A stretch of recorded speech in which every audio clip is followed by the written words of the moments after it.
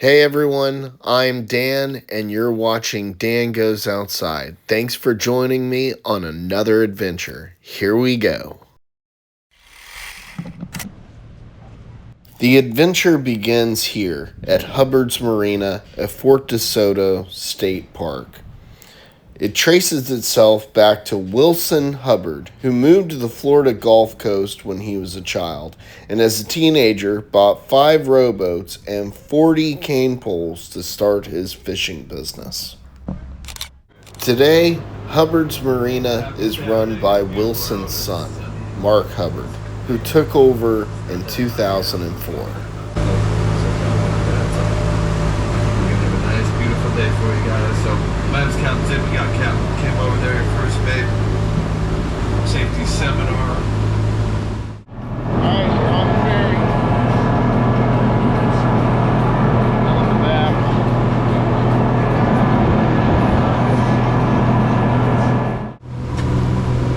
After some time, we were finally in sight of Egmont Key.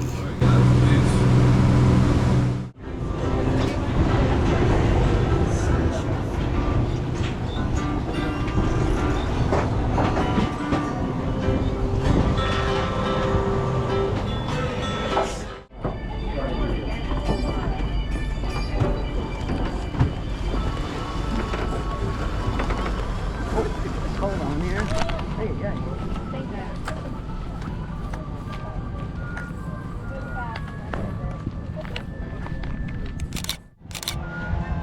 Egmont Key was first charted in the 1700s by the Spanish, and then earned its name in the 1760s when John Percival named it after the second Earl of Egmont.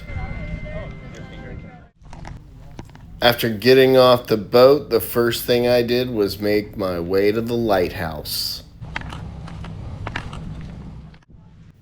The lighthouse stands 85 feet high, and its light is visible at 24 miles. Built in 1848, destroyed by a storm, and then rebuilt again in 1858, it is considered the oldest lighthouse in Florida. Because it was the only lighthouse between St. Mark and Key West, it played a very crucial role in navigation along Florida's Gulf Coast.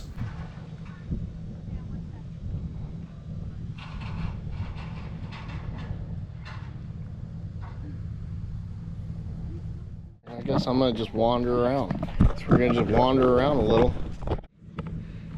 I didn't know the top was removed in 1945, and they just never put it back on, so that's cool. If I keep looking around, it's because I'm getting bit up by the old mosquitoes.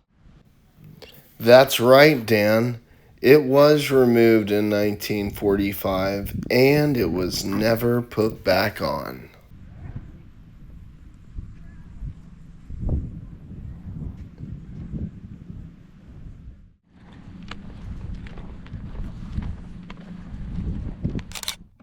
This island is actually the largest colony of gopher tortoises in Florida. You got one. Right there. Yeah. Nice dude just putting along. Egmont Key also has a darker and mysterious side. A graveyard is a short walk from the lighthouse, and buried there are people associated with the lighthouse and soldiers from the Spanish-American War. There are also graves from the quarantine camp and a mass grave on the west end of the island. I've been reading about. I'm guessing this is part of this ghost town that's been burned up.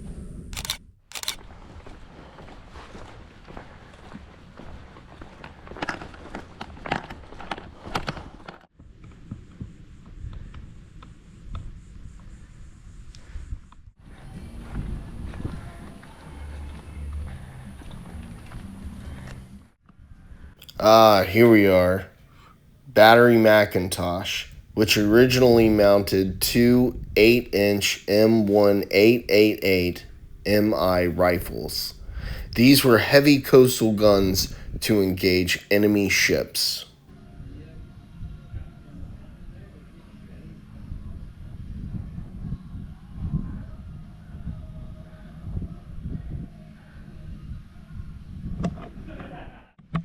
Here we go.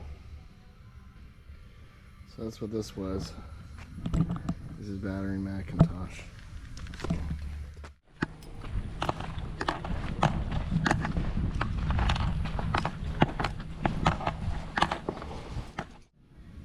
Battery McIntosh was one of 3 batteries on Egmont Key.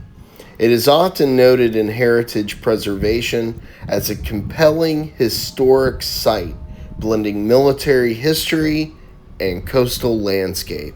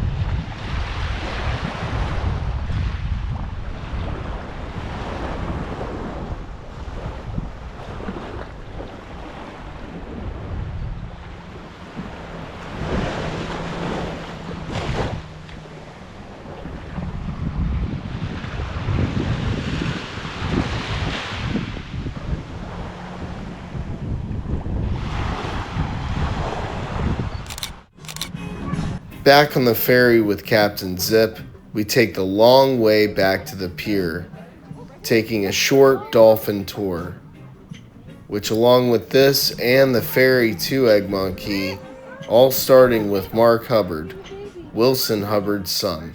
When he took over his father's business, he combined the idea of adventure tours and ferries to the surrounding keys with his father's fishing business, which is really a brilliant idea since it lets folks like me come here and enjoy it. Egmont Key was a really great time, with the exception of the mosquitoes that are the size of small birds that try to carry you off. I'd call it a must-see for any history nerd like me. I hope you all really enjoyed this one. I know I really liked making it, especially this one, since it's a location I've been wanting to go for a long time. Please like and subscribe, and I'll see y'all on the next adventure.